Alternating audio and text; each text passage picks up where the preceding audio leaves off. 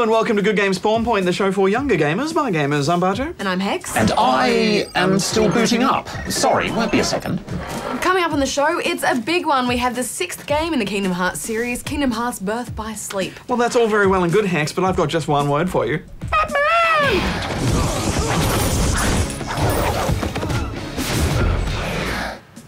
Darren, have you finished booting up yet? Loading new database. Charging laser batteries. Defragging cheats. Well, I guess not. We'll also be answering more of your gaming-related queries in Ask Good Game. You know, it's been about 6 months. It could be time for us to do a bit of an upgrade with Darren. Maybe we should just get a whole new system, though, salvage the parts that, you know, we can get, like maybe the... And I am Darren. Hands off, Barjo. I've got a show to run. New video card, maybe. Yeah, get some dual output going. Yeah, that'd be good. RAM. Yeah. Heaps of RAM. Heaps of RAM, yeah. And remove the voice chip. Negative.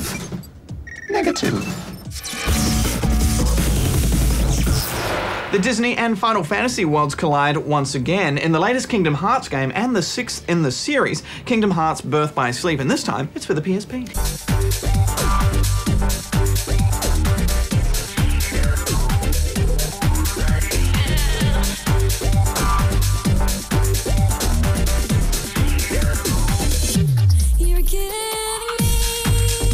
In Birth by Sleep, you begin in the land of Departure, where a trio of Keyblade-wielding friends are training to become Keyblade Masters. You're able to have a go at sparring as each character, Terra, Ventus, or Aqua, which allows you to get a feel for each combat style. You'll then be asked to choose which character's story you'd like to play through for the duration of the game. Similar to other Kingdom Hearts games, you'll be travelling between various Disney worlds, starting with some of the older films like Cinderella and Snow White, taking out various baddies, which in this game are called the Unversed. I struggle to really find a difference between the Unversed and the Heartless. They look similar, pop up in the same little groups in the same expected areas, but plot-wise they seem to be creatures that have grown from negative emotions. I have to say though, Badge, I had a great time fighting them because the combat in this game is so elegant, it's absolutely beautiful. You equip special attacks called deck commands that you pick up and create throughout the game. You cycle through these commands in the D-pad and hit triangle to execute them. Circle to jump, X to attack, square performs a block or a dodge. It's easy to get the hang of and it keeps combat interesting and it looks great. I loved all those flourishes and the character's voice work. Come on! Come on! There's more to it as well. Each character has their own finishes which you can use once your command gauge has filled up after getting successful hits on an opponent, which means that your fighting style becomes quite individual, and I like that. Sometimes you'll also team up with another character to take down a baddie. Now!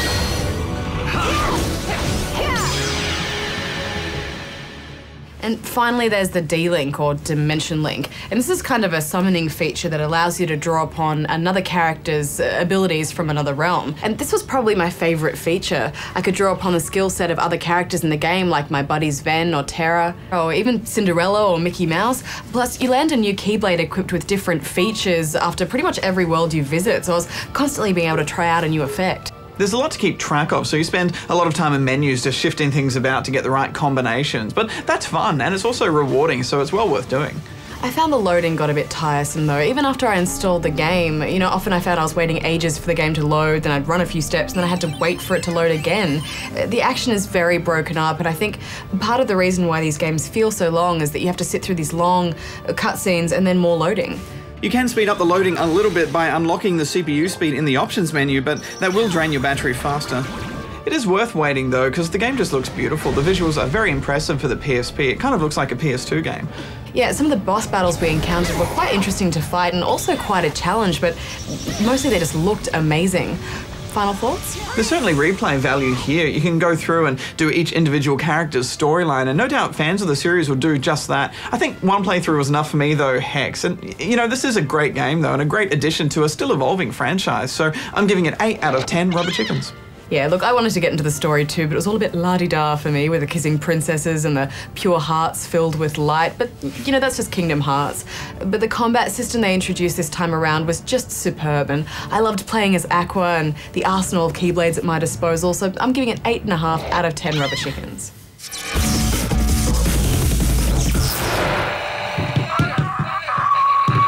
All right, Badge, no time for shenanigans. Let's get straight to those questions. Who's up first? It's this one from Michael in Sydney, New South Wales.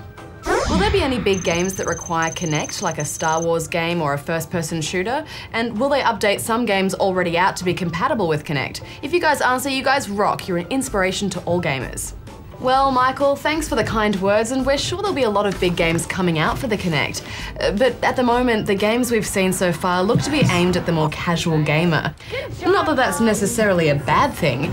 There has been a Star Wars game announced that uses it, and well, here's what it looks like.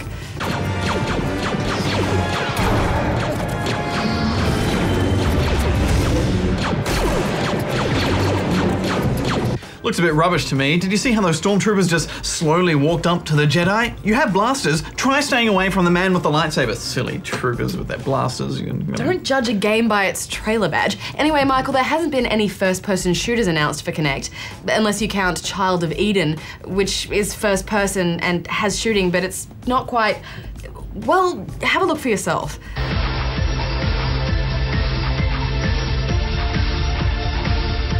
As for updating already released games, there hasn't been much talk about that, to be honest. Fable 3 has been mentioned as a game that would have Kinect features, but then those features were all dropped. Maybe they'll come in a patch or DLC later though, but other than that, we'll just have to wait and see. All right, well next we've got this from Hugh Jass in Melbourne, Victoria. What? It's funny, never mind. Hey guys, love OXOXOX, your show. I keep hearing you guys say noob a lot in your shows. Is there another word for noob that sounds just as cool? And how do you become a noob? Lol, jokes, but really, how do you become a professional noob? Lol. Well, huge. There's a few ways to say noob, like newbie or nub, but really a noob is a noob. There's no other word for it except for maybe Darren. As for becoming a professional noob, well, I guess you could aim for always being the worst at any game you play. Unlock no achievements ever. And never finish anything, not even a training level. Yeah, good luck with that. All right, next we have David from Currabah, which is in New South Wales. Hi Hex and Barjo, I just got an Apple Mac and I like the game Trackmania. I was wondering if you guys knew about a Mac version that I could get. Thanks, I love you guys. Well, thanks, David, but sorry to say there is no Mac version of Trackmania. But there is a way to get it working on a Mac. You'll need to download a program called Wine, which is free and legal. It allows you to run Windows applications on a Mac. Nifty. So yeah, get yourself Wine and Trackmania and you should be good to go. All right, next up, we've got this from Darren in Harvey, Western Australia. Did he call you? No, I'm just ordering some sandwiches. Blair's answer, can you play Little Big Planet on PS2? I want 50 sandwiches. No, Darren, you can't. Little Big Planet is only for the PlayStation 3 and PSP. Gee, we're doing well this week. No, not you. Not you. Give me a sandwich. So rude. We're doing well this week, Hex. Next, this is from Michael, somewhere in Queensland. Where? Oh. Hi, I'm wondering why my questions never get answered. Well, can you answer this question? What's a good train simulation game that's not too dear? Thanks, you guys rock. Well, Michael, we do try to get through as many questions as possible, but we only have a limited amount of time each week. There are a few good train simulators around, like Microsoft Train Simulator or the Aussie-made Trains. There's also a free one called BVE Train Sim, which seems to have a good community of virtual train track builders. If you want more of a strategic game, you could also try something like Sid Meier's Railroads.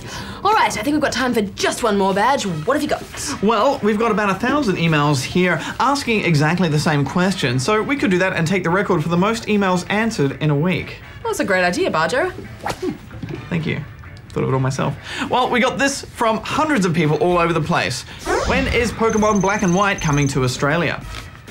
There is no exact release date for Pokemon Black and White in Australia yet. All we know is that the Japanese version has been released this weekend in Japan, and that we will get an Australian version in the second quarter of next year, which means sometime between April the 1st and June 30th, 2011. We promise that as soon as we hear about an exact release date for Australia, we'll let you know. And that's it for this week. Send your questions here and we'll do our best to answer them. Barjo, I've got a question for you. Go right ahead, Hex. Which do you think is better, the 360, the PS3, or the Wii? Well, that's a story that requires quite a bit of telling. You see, way back in 1997, I first... Hex, my thermosensitive Barjo monitor readings indicate a sudden rise in Barjo's blood pressure. Yeah, Barjo, you seem to be a lot more jumpy than usual. What gives? Batman, Hex. The Batman. Check out the blue!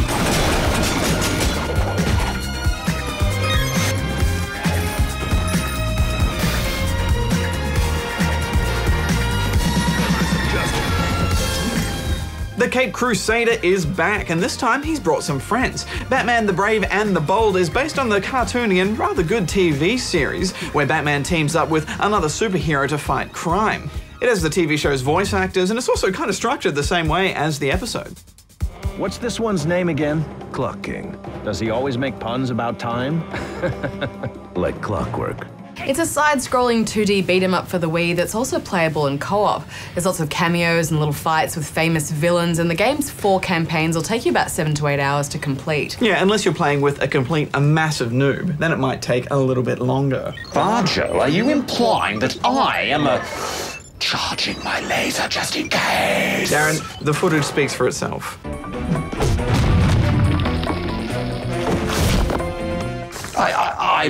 My battery was low, and besides, I was busy computing the final decimal of pi. Sure you were, Darren. Sure you were. What is it, by the way? 5. Cool.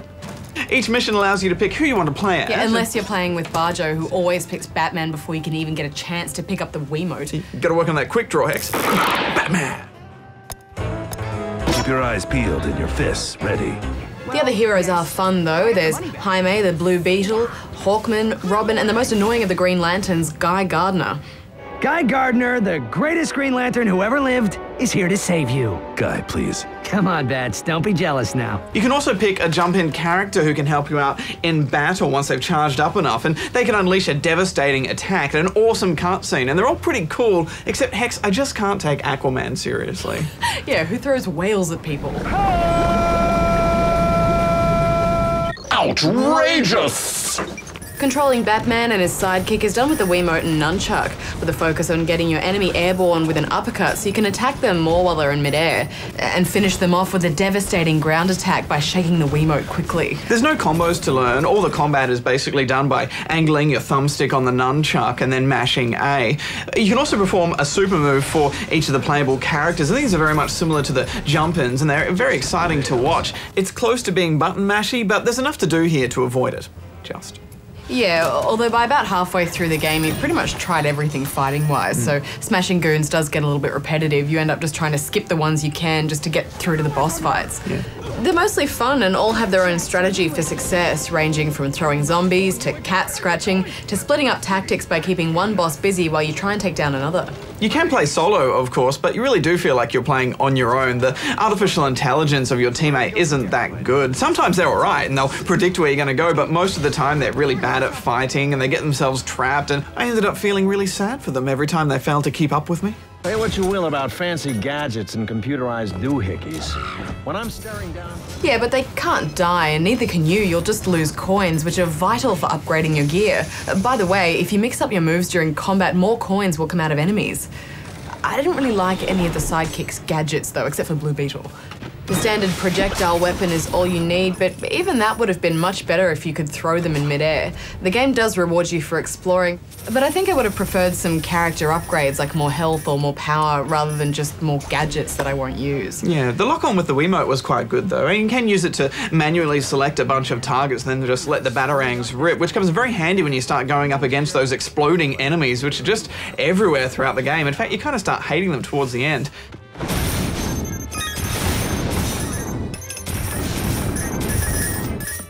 Niggles aside, there are two things that I really love in this game, Hex. One is the look of it. The animations and the scenery are all just so beautiful. And the second thing is the dialogue. It's funny, it's witty, it just pulls you through the whole game, especially the banter between Batman and Robin and Blue Beetle. Batman is always grumpy. It must be annoying hopping between those rocks, Batman. You sure you don't want me to fly us the rest of the way there? I bet I could get us there in 5 minutes flat. Well, maybe 10. Actually, which way are we headed again? I'll stick with the rocks, thanks. Yeah, I laughed out loud a few times. But all in all, I thought it was a fun but not particularly challenging beat 'em up, so I'm gonna give it 7 out of 10 rubber chickens. I loved all the little references to past episodes, Hex, so I think I got slightly more out of it than you, but not by much. I'm giving it 7.5 out of 10 rubber chickens. We also had a bit of a go of the DS version of the game. It's a simple platformer where you switch between characters, but all the other characters are more fun to play as than Batman, which is stupid. It's a travesty, Hex. You can link up the DS and the Wii if you've got a copy of the game on both platforms, and then you can use Batmite, who can drop ammo to help you out, and also anvils on your enemies, but it's not really worth owning a copy of both games just for that. Oh my gosh! Nintendo DS to Wii connectivity? You've got to be kidding me! This is the coolest thing ever! I did like how you can play as Red Tornado on DS, though. He's my favorite character. But the fact that you can't play as Aquaman is outrageous! Outrageous! Got an Aquaman fan here. Little bit. Watch out. You're outrageous. Affirmative. He's fabulous. Well, we've come to the end of another episode, Badge. I think we need to go charge our PSPs and play some more Kingdom Hearts. But next week, we'll be checking out the PlayStation Move and Xbox's Kinect.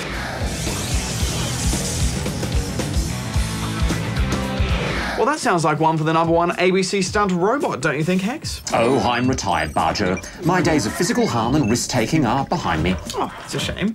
Don't forget you can still vote on the Spawn Selects poll, which is on Life Sims at the moment, and the website is... We'll see you next week. Till then, may all your games load quickly. Hex out. Barjo out. Darren, beginning shutdown procedures. Closing apps. Emptying trash. Deleting temporary items. Deleting cache.